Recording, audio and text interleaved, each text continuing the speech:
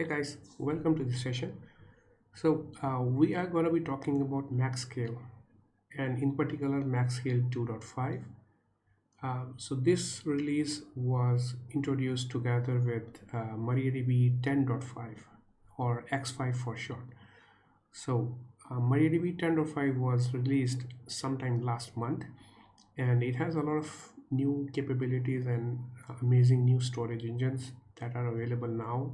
Expand is one of those engines, and Column Store has been rewritten for the most part. It has a lot of new capabilities within Column Store, high availability S3 capabilities and whatnot. So it's a very powerful server now. But that's not the point of this video. We are going to be talking about MaxScale 2.5 and in particular cooperative monitoring. So this is a new capability which I'm super excited about, and it does solve a lot of problems that we had earlier with the traditional MaxScale setup. We will see that in very quickly in the next few slides. And furthermore, we have a quick demo. I have a local environment set up already with 2 MaxScale servers and 3 database MariaDB servers running 10.5 and of course MaxScale 2.5. We will see what are the different options available in cooperative monitoring and how do you configure them and what each of those configurations means, right? So let's go right into it.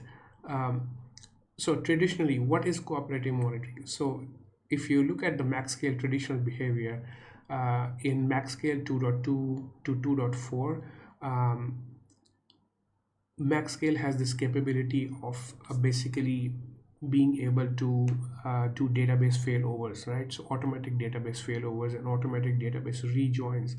So in case a primary server goes down, a MariaDB primary server goes down, so MaxScale would automatically pick up a most suitable replica node or a slave node and make it a new primary server, and it will also automatically configure all the remaining nodes to connect to this new server as a primary server now, and the replication will continue from that node onwards.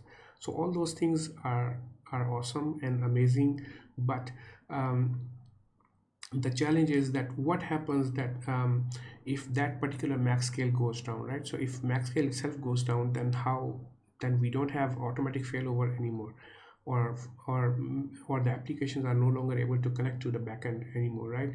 So to handle that, it was recommended to go with multiple MaxScale servers so that you have high availability on the MaxScale layer itself. And then we have this property for MaxScale which is called passive. So the passive property is generally configured to be false for one of the MaxScale servers, and it is set to true for the remaining MaxScale servers, right? So whichever MaxScale server has this passive set to false, that MaxScale becomes the primary server, primary MaxScale node, right? So but the other MaxScale server which is running in passive true mode, it's still able to do query routing and all that stuff. So there's nothing different between the two MaxScale servers, but the only difference is that the uh, passive false MaxScale, right? So meaning the active MaxScale is the one that does this automatic database failover. So that's the only MaxScale which has this capability of doing automatic database failover. You, of course, you don't want to configure multiple MaxScale servers with passive false. So if you have more than one MaxScale servers configured with passive false, they may be fighting to promote the backend servers as primary, so which is something that you don't want to have. So so generally speaking, you would configure one MaxScale which will be the active MaxScale, and the other MaxScale which will be running in the secondary mode or passive true mode, so they won't be able to do failovers. um, so now when the active MaxScale goes down, then we would have to manually go and promote or set this passive false on another MaxScale server, so that we still have another MaxScale which has this capability of doing the automatic database failover, right? So that's something that we want to maintain. So we would basically go and set that passive false manually to on another server, on another MaxScale server, so that you always have at least one MaxScale server which has this database automatic failover capabilities. All right, so this thing was also being able to automate through with the help of Keep Alive D or some other clustering solutions like CoroSync or Pacemaker. Again, that would mean that we are going out of the MariaDB ecosystem and making use of some third-party components, and there was no guarantee that you would get support for those things, right? So if something breaks because of Keep Alive D or CoroSync, then you can't go back to MariaDB and ask for support, right? Because these are not MariaDB components in the first place. So that was another challenge, right? So there then comes this cooperative monitoring. So this is something that was introduced in MaxScale 2.5, as I explained earlier. So this cooperative monitoring, basically what it means, that you can have multiple MaxScale servers configured to have a MaxScale level high availability, and then this passive true and passive false, you don't need to worry about those at all. MaxScale will internally decide that who is the active MaxScale and which are the passive MaxScale nodes. So how they do that is they basically try to create a lock on the database.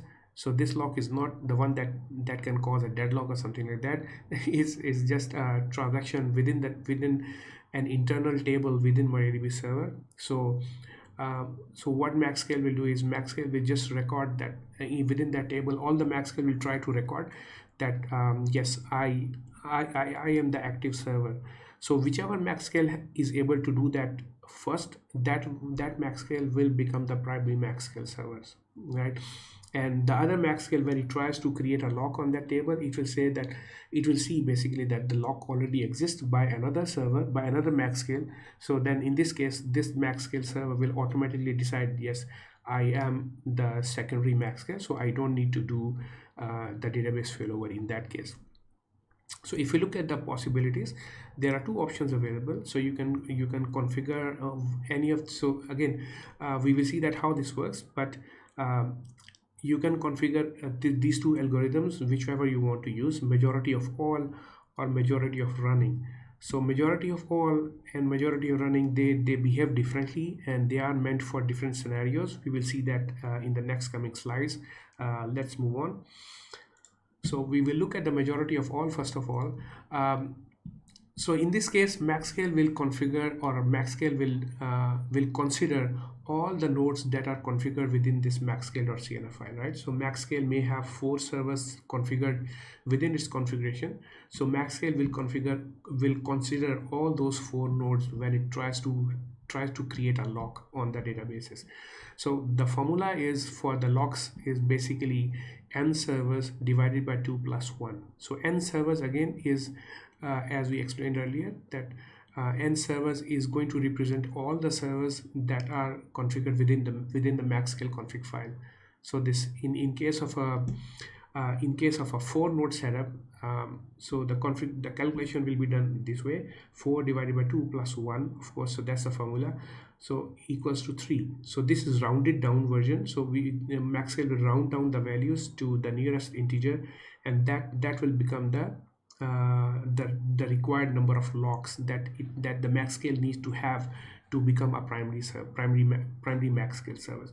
So in case of a 4 node setup, whichever the minimum locks requirement is 3. Similarly, if you go to 8 servers, so you have 8 backend servers, the calculation wise it's supposed to have a minimum of 5 locks. So MaxScale needs to have 5 locks. Whichever MaxScale can achieve those 5 locks will become the primary server. So this algorithm or this property will protect against split brain scenarios where multiple MaxScales can become primary, right? So it will protect against that scenario. Using this, you will never have a scenario where you can have 2 MaxScale servers that are becoming a primary MaxScale. because of this, because of the way this formula is configured, or this setup is used. um, but again, if you have too many backend server going offline, meaning if you have too many MariaDB servers down, um, you will have another kind of a split brain scenario where, meaning the max scale cannot achieve the minimum locks requirement, right? So for example, if you have these four servers, out of these four servers, let's say your two servers went offline, right? So something really bad happened, and then your two MariaDB servers went offline. So in this case, of course, there are only two backend servers available, and Maxscale will not be able to maintain those three locks, right? So they, because the two servers out of four are already down, and the only available number of nodes is two servers now. So Maxscale, none of the Maxscale servers will be able to create three locks. So all those Maxscale servers will think that they are not the primary anymore. So they will go into a secondary mode. But when we say secondary mode, it means that you will not have the database failover capabilities anymore. So you will have two servers down, and then the other two are most likely running as a replica mode or a slave mode. So they are, you don't have a primary server at all in your configuration, right? Okay, as explained here, so with this scenario, you will have no more automatic failover available. But again, whenever, as soon as one of those two nodes comes back online, Maxscale will immediately be able to achieve those three locks, and then it will be able to do the promotion once more, or master slave promotion once more. All right, so let's go and look at a visual representation of how this basically looks like in the real world scenarios. So considering we have two data centers, you have a primary DC and a disaster recovery data center, and using this formula of n servers divided by 2 plus 1, so Maxscale would need three minimum locks, because we have four servers running in the cluster. So 4 divided by 2 plus 1. So in this case, we can see that this Maxscale becomes the primary Maxscale server, and then the other three Maxscale servers are running in a secondary mode, meaning they don't have the failover capability. They can't achieve the number of locks required, because this guy was able to lock first, so this guy wins. So this guy becomes a primary. So what happens if the primary server goes down? This Maxscale, because it has this auto failover capabilities, it will automatically promote this replica node as a primary server, and then also configure all the other replica nodes to replicate from this server instead of this server, because this server again is no longer available. So all the other server will still be able to continue connecting to all the nodes, of course, except for this one. So they will still be able to connect to all the nodes. And if you have connections coming into any Maxscale server from your app server, so you can still do transaction, because they will still do your read write splitting for you, send your write queries to the primary server, so your read queries will go to the replica node. So all those things will still work fine, because all these things, because Maxscale is still able to maintain those three locks, right? So which is the minimum requirement on a 4 node cluster when using majority of all setup. Let's see what happens when another node goes down. So if this node goes down, now Maxscale needs to achieve three locks, right? Because of this algorithm. Now this can't be done anymore, because only running servers are two. So the maximum lock all the servers can achieve is 2 locks now. So in this scenario, you don't have a primary server anymore in your infrastructure, and then you only are running with 2 replica nodes. So in this case, all the Maxscale servers can only do read queries. They cannot do write anymore, meaning your application server or your application clients who are trying to submit some queries that are doing some data changes or DDLs, they will fail, because there's no master server or primary server to replicate to send this transaction to. So all the Maxscale servers are running in secondary mode, as explained here. And then of course the automatic failover is disabled, because all of these nodes cannot promote the database to a primary server anymore. So if one of these nodes comes back online, Maxscale is happy again. So it's able to maintain those three locks, and then it will immediately promote this node as a master, and then these two can start replicating from this server now, right? So this is what we want to maintain, at least 3 running server. But of course, if you have more nodes, you can have more failures, more nodes going down, and then more availability can still be maintained if you have more number of backend servers. But with the 4 node setup, of course, you can only afford to lose one server and still have automatic failover. All right, cool. uh, what happens if your network between the two data center goes offline, or so something really bad happened, and then the connection between the two data centers is down? So what will happen in this case is that MaxScale now can only all these MaxScale, of course, they cannot see the other servers, and these two MaxScale cannot see these two servers anymore. So they can only see 2 servers now, and then again they can only maintain, or they can only acquire 2 locks. So all of these MaxScales can only acquire 2 locks. So let's say this MaxScale wins that locking race. So this but still, because of this majority of all configuration, MaxScale knows that I'm supposed to have 4 clusters, 4 nodes in my cluster, but I can only see 2.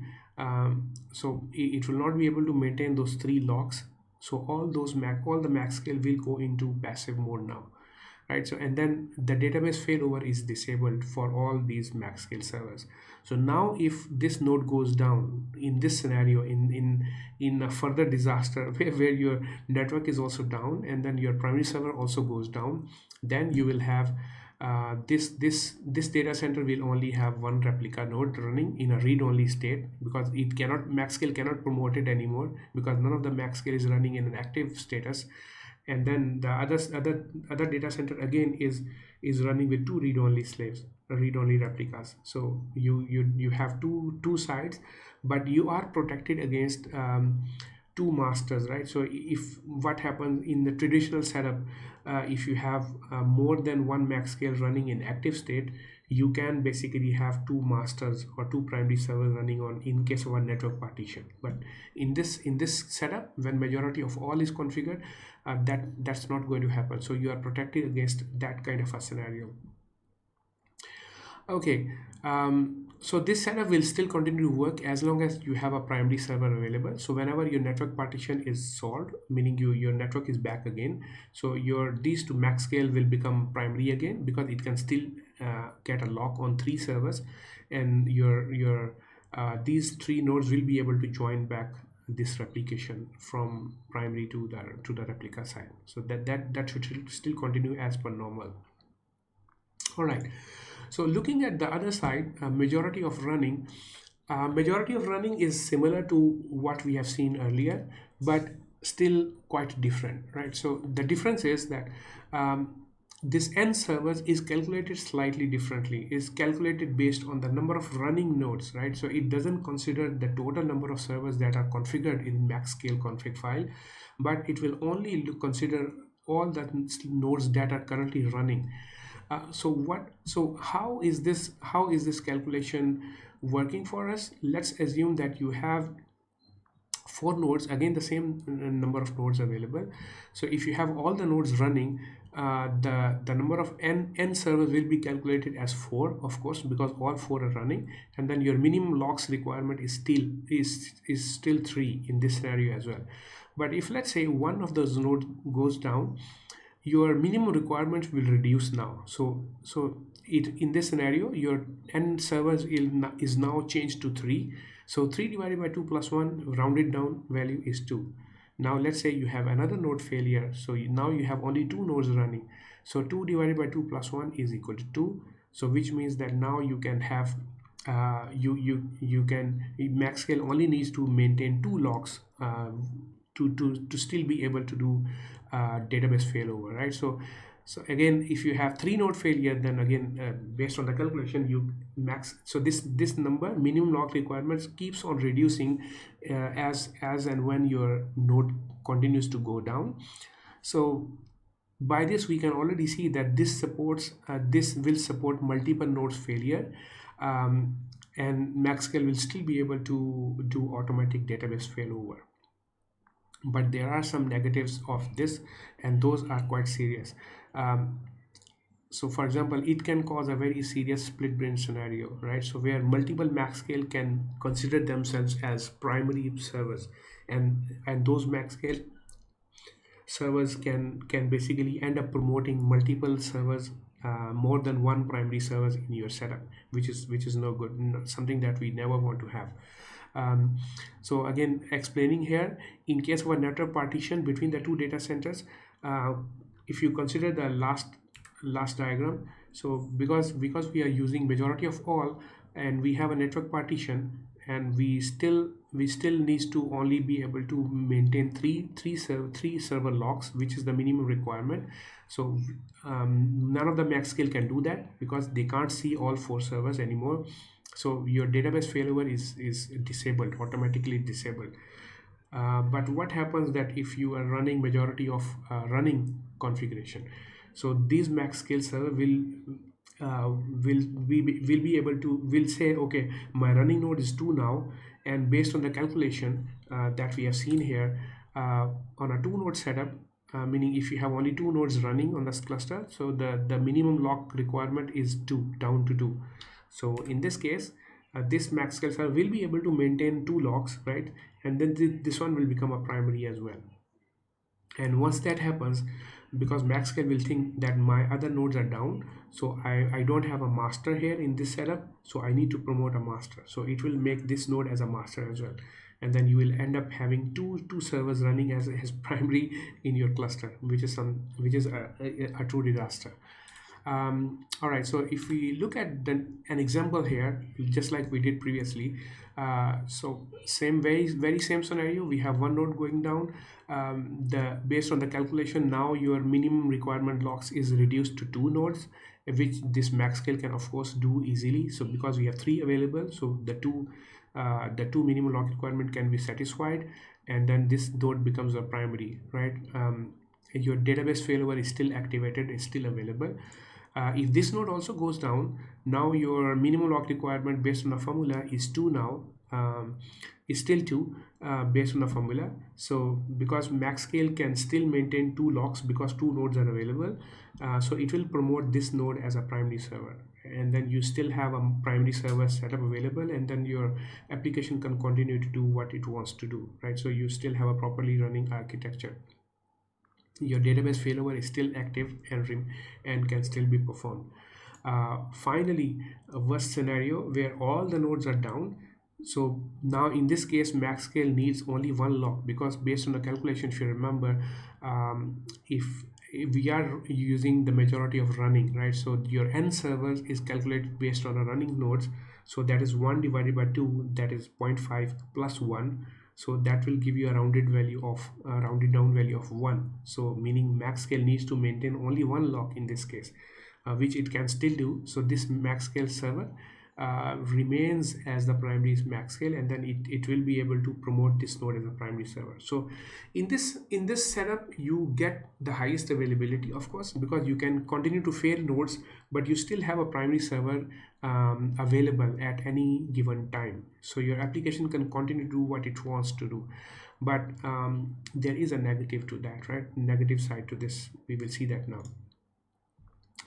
So again, the same thing, if your entire data center goes offline, which is still fine, this max scale, now the max scale on the other side, which was passive, it's able to maintain 2 locks. So this becomes the primary server, because these two are down, they don't have a lock anymore. So this max scale will now be able to basically get a lock on these two servers, because we have a minimum requirement of 2, and this will automatically promote this node as a primary server. So your high availability is still there. Even if your data center goes down completely, your max scale will be able to maintain your availability, database availability for you. All right, so now the worst case scenario, majority of running, if your network partition happens, what will happen now? So network between the two data centers is lost. So these two max scales and these two max scale are no longer able to see the other side, right? The other data center. And so they can only see their own respective 2 nodes, right? And because of the reduced lock requirement, because of this majority of running algorithm, this max scale can maintain 2 locks, which is fine. But the bad thing is that this max scale is also able to maintain two locks, so which previously it was not able to do, but now it's able to do. And as soon as this max scale becomes primary, it will say that, oh, I have two replicas running and I don't have a master, so I need to do something about it very quickly. So, and then it will immediately promote one of these nodes as a primary server and set this node to replicate from this server now. So this is a true split brain scenario where you have two data centers running two independent clusters now, right? So this one also has its own primary, and this one also has its own primary. And then if you happen to have a setup where your apps are running on both data center, which are not supposed to be writing to this data center now, they will be submitting transaction here. So you will have a very serious data discrepancy going on in the cluster. So assuming what happened that once this network partition is solved, is fixed, what will happen? How will you be able to merge these two servers again in one cluster? That will become a very serious challenge, because you have serious data discrepancies. The only thing that you can possibly do is to stop these two max scale servers and then take a fresh backup, Maria backup from this node, from this primary server, because this is your master data from the beginning, and then restore those onto these two servers. And basically you'll have to rebuild these two nodes from scratch, and then let the max scale continue to set up the replication automatically for you, and then you will have the running cluster back again. But that's the challenging part, where in case of this split brain scenario, you will have to do a lot of work to do rebuilding of the slave nodes or the replica nodes. So looking at this setup, you can say that a majority of running is not so good when it comes to multiple data centers, right? So having multiple, if you have only one data center and then you have a 3 or 4 node cluster setup, then you can have this setup, right? So in this case, you won't be running into partitioning, network partitioning between the two max scale servers, because they are all basically running in the same network, right? So there cannot be a possibility where you have network partitioning between the two max scale servers. That's not going to happen. So you are protected and you will get the highest availability if you are using majority of running, but you only have one data center. But as soon as you get multiple data centers, this is a dangerous thing to set up, because you may end up having a split brain scenario like this. So in a multiple data center setup, the best thing to configure would be majority of running, so that you don't run into this split brain scenario. But you may have a scenario where all of these max scale servers will become passive, and then your database failover is no longer possible or no longer available, right? So that's something that you will have to see. But as soon as this network partition is fixed, your automatic failover will be available again, right? So I hope this makes sense, and then this would have cleared the concepts of these two available options and how they work in case of a failure scenario or multiple data center setup and whatnot. So now we are going to go and have a quick look at our demo, which I have already configured. So let's quickly minimize this and go to our consoles. So I have these two MaxScale servers, and I have these three backend MariaDB servers. So 3 sessions on the backend database servers and then 2 MaxScale servers. So if I do host name on both MaxScale servers, we will see that these two are 2 separate MaxScale nodes. And if we look at the MaxScale config file on both nodes, so let's scroll down a little bit. So you have, again, you can see that I have 3 nodes configured here, replica 1 and replica 2, and then of course 1 primary server. And yeah, and then the monitoring is basically looking at these 3 servers, right? So whichever we configured above is looking at that. And the thing that we are interested in is this particular thing. So cooperative monitoring logs equal to majority of all or majority of running. So this is commented out right now, which is something that we'll uncomment later on to test out. And you will see that this automatic failover and automatic rejoin is also defined to true on both these sides. So meaning both these servers will have this capability of auto failover and auto rejoin, and they are going to make use of this cooperative monitoring logs, right? So we will just quickly quit share, and I'm going to run this watch minus n1 list servers, so that we have this constantly running. So this is the max scale output. So it's showing us very nicely that we have these three servers running, and one of them is master, the other ones are slaves, of course, and then we are currently at this GTID on all the nodes, so which means that all the servers are currently in sync. Let's say that you want to let's see, I will I will stop these two nodes now, or let's say I'll stop this server first. Stop MariaDB. So you will see that this node goes down, right? So the cluster works fine because anyway it was a slave. Start, it will start up and still remains in the cluster. And let me disable the grouping for a while. So let me stop this node now, the one that is running as master. All right, it's down. So this automatic failover will kick in shortly, and then it will promote this node as a master server, right? So that's what happens. So now we have this replica running as a master server, the one with the 72 IP. And if I start this server now again, start, it should join back as a slave now. So similarly, I can stop this server,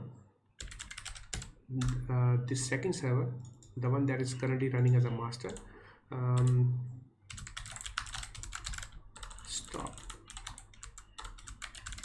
Stop MariaDB. So this one is down, so it will pick up, Maxscale will pick up another node as a primary server. Yep, there it is. So now we have this primary server running as a master as it was originally.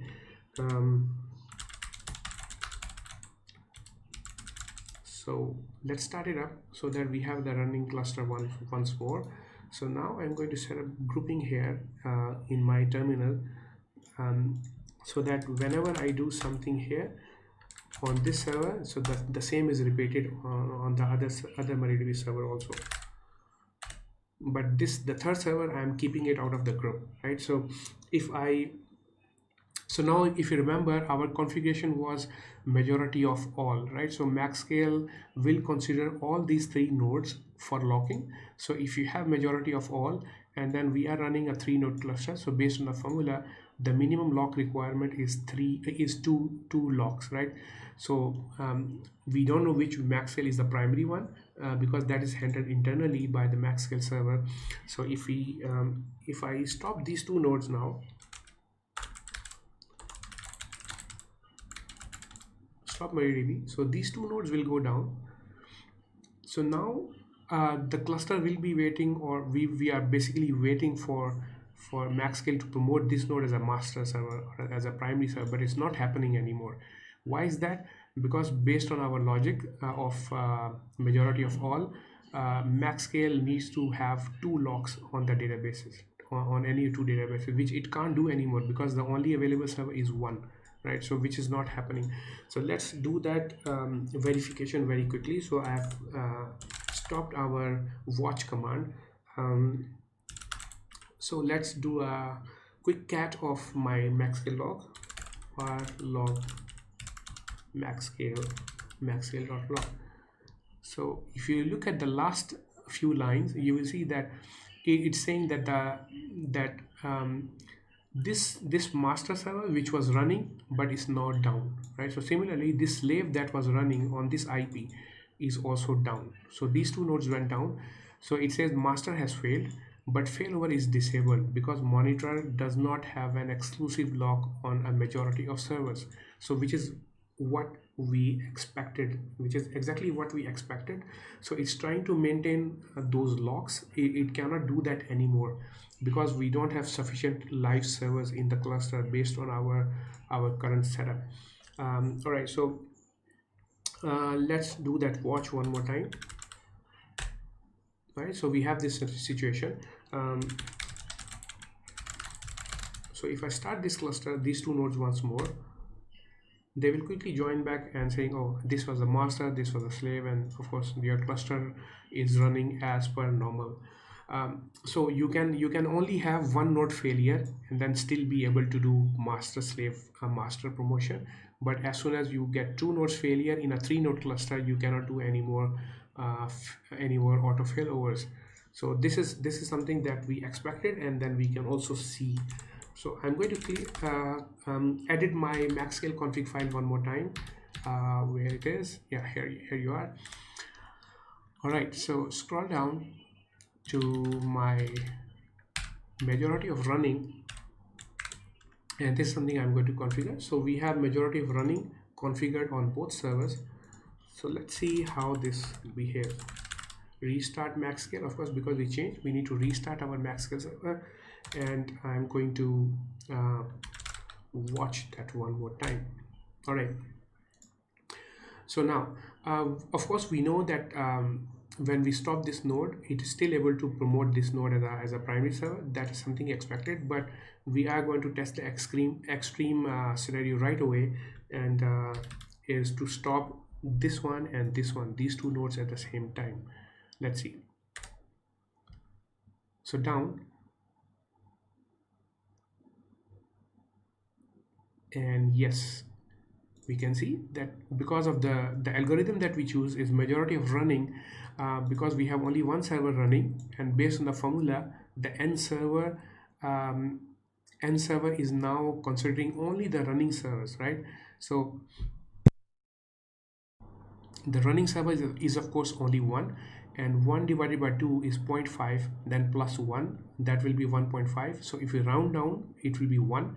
So in this scenario, maxscale only needs one lock, and one of these maxscale is able to maintain that lock and is able to do the master slave promotion automatically, right? So in this case, we can see very clearly that you can still have more, you have more availability, more high availability, because you can have more node going down, but you still, maxscale is still able to promote your replica nodes as master. But again, as we have seen earlier, in case of a split brain scenario between the two maxscale servers or two data centers, both of these maxscale will now have a minimum requirement of only two, right, or only one in another setup, depending on how many servers you have in your cluster. And based on that, you may end up having multiple masters running, multiple master MariaDB servers running on multiple data centers, which is something of a true disaster, something that you never want to have. So if you start these two nodes again, of course maxscale will be able to join them back to the cluster as a running slave. And same thing, stop MariaDB, let's stop it and see if we can still able to do master promotion. And yes, indeed, we are back to the normal setup. Start it up again, and then you have a master slave setup running. So I hope this was interesting, and then you guys now understand how this maxscale is able to achieve high availability, and then having two maxscale servers running in parallel. Oh yeah, let's do that. Let's do one more test. So now we have, of course, we have two maxscale servers running. Let me break this grouping for now, and I will continue to run this watch command here, and stop maxscale. I'm going to stop this maxscale node now. So this maxscale is no longer working. So we have only one maxscale server running. Let's see if it's still able to do that automatic failover, right? Because that is something that that's something of the real interest. Okay, so this is already running, so we have to stop it. So two nodes stopped, and this maxscale should be still able to do the promotion. Yep, there it is. So I will start it again, and I am going to stop this one so that our master jumps back to the primary node, which is something that we want to have for now. Start, and I am going to, let's say I stop this maxscale now, and I'm going to start this one, right? So now this MaxScale is running, and let's say we stop these servers again one more time.